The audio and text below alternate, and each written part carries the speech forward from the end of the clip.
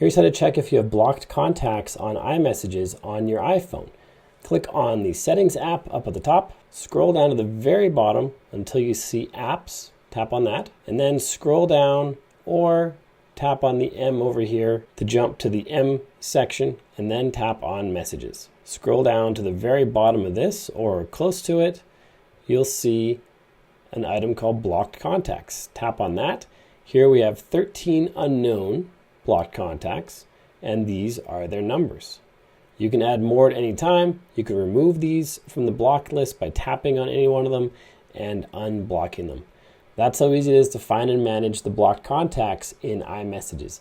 If you got value from this video, make sure you like and subscribe to let me know. Then check out this video on your screen right now, which will show you how to secure your phone. This is a very important video for this year. Make sure you check it out. It's only a few minutes long, but it's very important that you do the steps in this video. I'll see you there.